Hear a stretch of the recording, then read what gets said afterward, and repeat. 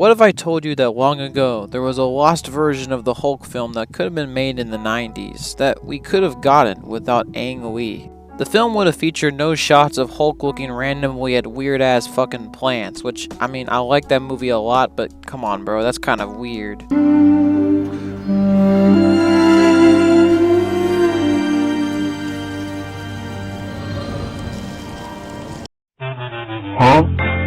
The film also would have featured a lot of practical effects built for the film, and also would have had completely different villains for this version of the movie, which would have looked like some kind of weird ass bugman. With all these weird concepts and an upcoming budget of $100 million, and with the film slated to be released at the end of the 90s, and then all of a sudden nothing happened.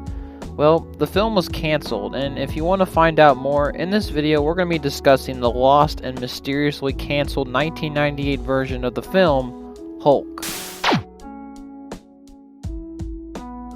In the early 1990s, Universal and a lot of other studios around this time are looking to buy the film rights off of Marvel for some of their characters, and Universal was particularly interested in the Incredible Hulk, which makes a lot of sense when you think about it, since Universal has made some of the most classic monster movies of all time, and the Hulk in himself is actually a classic monster in a lot of ways. Regardless though, Universal wanted to make a feature film of the character, and decided to tap screenwriter John Turman to write a story. This version of the story would have featured the leader and also the Hulk's reason for turning into the Hulk, and also a more deeper exploration of his psyche and also the psychological reason for all of his trauma, similar to how Ang Lee approached the Hulk. Universal apparently, after reading this version of the story, had mixed feelings about it and decided to move on from this version of the story. Shortly after, producers Avi Arad, yes, crazy Venom dude, Avi Arad, and also Gail Ann Hurd were signed onto the project as producers for the film.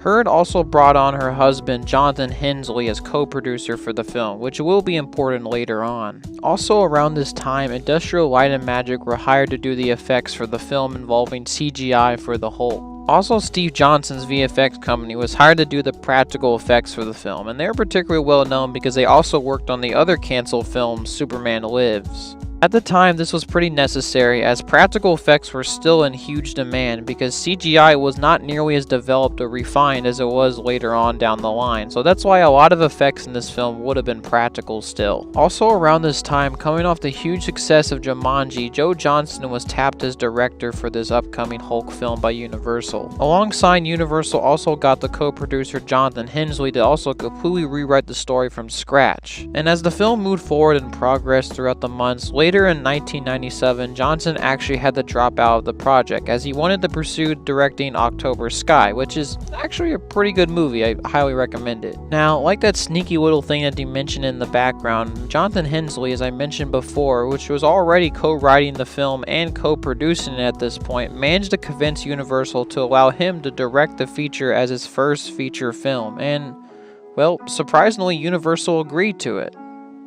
Now, you may be asking yourself, what would have been the plot for this lost, cancelled Hulk film? Well, in this version of the story, Bruce Banner is working on adapting humans to live on a space colony on Mars, which is extremely different to how Banner usually is in the comics, which is he actually just works on bombs. He decided to choose 3 prisoners who are about to be put to death to do experiments with gamma radiation to improve the body to better adapt to the conditions on Mars, and other useful effects alongside that. Banner uses genes from a carpenter ant, Pacific hummingbird, and Hercules beetle to improve the prisoners' abilities combined with gamma surgery and radiation. During the procedure, Novak, one of the prisoners, tries to break out and fights Banner near a gamma reactor. It blows, covering Banner and the 3 prisoners in gamma radiation. After this, they are shortly treated for care, and the 3 prisoners wake up and successfully escape the hospital and are on the run. The 3 of them reach a low run-down motel to hide. Soon after this, the motel is surrounded by police and gunfire ensues. The 3 inmates start to morph into the hummingbird, beetle, and ant hybrid monster forms respectively. Back at the lab, Banner discovers the gamma radiation actually worked on his body, its healing cells, and other great things. After hearing news about the 3 prisoners, Banner leaves the lab and decides to drive to a bar, and while on the road he turns into the Incredible Hulk for the first time. Hulk crashes crashes the car and heads to a bar and is about to cause trouble, but the 3 infected men, who at this point have been fully transformed, find Hulk and start to fight him. While this is going on, the military napalms all 4 of them during the fight, and Hulk eventually destroys Hector, the hummingbird monster form.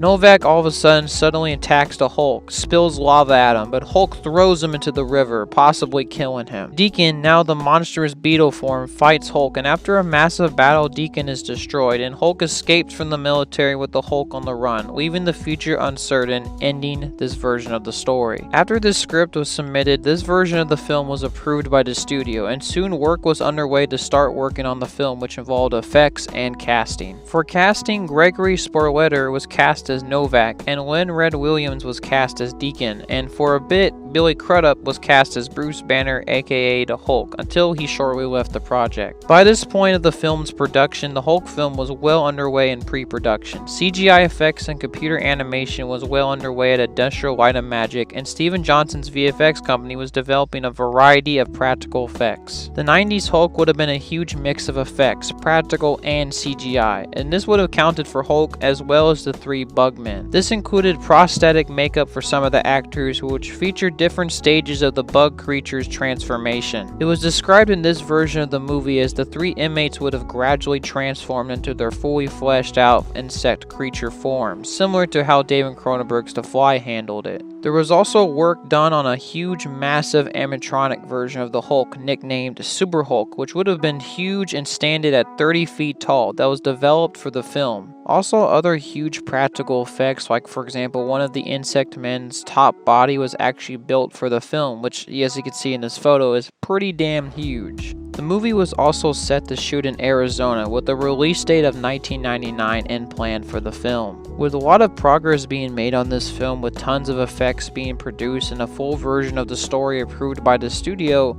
how did this version of the film ultimately get cancelled? Well, the downfall for this film really began when new leadership was put in at Universal that viewed a lot of their old projects unfavorably, and especially the Hulk, with a lot of disdain. Also, just the film's budget in general was ballooning to ridiculous numbers, as apparently at the time it was quoted to say that the budget would have cost apparently $100 million to produce the movie. That's a lot of fish. Which at the time in the 90s was an extremely large amount of money to make a movie, and at this point a lot of money had already been spent on the film, with $20 million already spent on pre-production alone. Also, Universal in general was unsure about the director himself, Jonathan Hensleigh, as this film would have been his first time making a feature film, and they weren't sure if he was the right person to handle a job of this size. So with all these factors combined with the new leadership, the film's massive budget, and also Universal's uncertainty about the new director, the film was cancelled ultimately in 1998. Jonathan Hensleigh decided to drop out of the production for obvious reasons, and the film was once again left in limbo. Now, as we all know, the film wasn't left in limbo for too long, as eventually the project was picked up by Ang Lee, and eventually the film was produced for the big screen in 2003, which in my opinion is a fantastic film, but a lot of people disagree with me. So what are my honest opinions about this Lost Hulk film? Well, I personally think this would have been a pretty cool film to see, but at the same time, in the late 90s, I'm not sure if the visual effects could properly adapt the Hulk at this time period. The film could have had a lot of sick practical effects, and I'm sure it would have looked good, but at the same time, for making a Hulk film, you need a lot of computer-generated imagery, because as believe it or not, some things are just practical effects can't do. I'm also kind of uncertain about the director himself, Jonathan Hensleigh, and I kind of agree with Universal on this point. This was his first feature film, and having a project of this scale be his first film is